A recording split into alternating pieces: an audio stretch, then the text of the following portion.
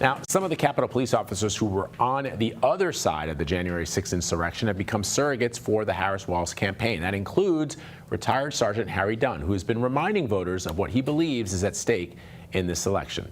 CBS News congressional correspondent Scott MacFarlane is right here in the studio with me this morning and joins me now to talk about it. Good to see you. Studio 55, first time here. It's big. That's what everybody always says. Yeah. All right, so let's talk about Harry Dunn. What's his message?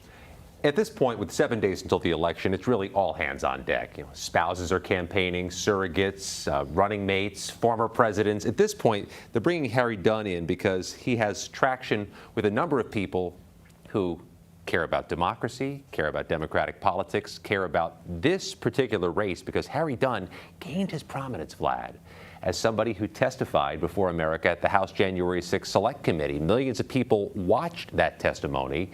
He has used that to sculpt a public platform and profile, pro-democracy, anti-insurrection, which has some resonance as Donald Trump still faces a January 6th related charge, and 1,500 Americans have been prosecuted for their roles in January 6th. Some of them believe Trump will be back and should get some type of retribution. So he's not the only one, Harry Dunn, who's been vocal in the final weeks of campaigning. What are some of the other voices you're hearing from? Another retired Capitol Police figure, Sergeant Aquilino Gonell, who also testified at those committee hearings.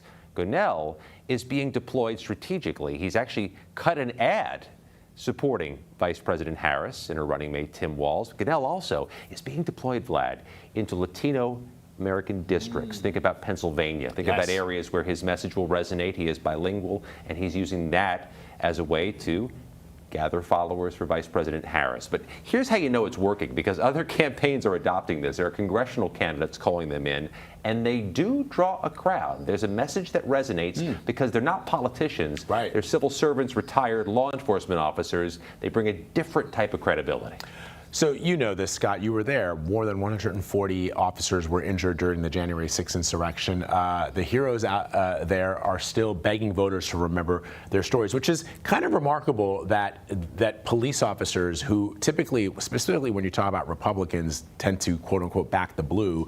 And in this particular case, when you ask Republican members of Congress or supporters of Donald Trump about those incidents, I thought it was telling the last time the president spoke about this, former President Donald Trump spoke about this, he said we, meaning the crowd, did not perform acts of violence. Of course, those police officers beg to differ. A couple things there. He said we didn't bring guns, aligning himself with rioters, some of whom very much did have guns that day. But he also said nobody died that day, other than one of the members of the mob. 4 police officers died by suicide in the days after January 6th, and they were deemed official line-of-duty deaths.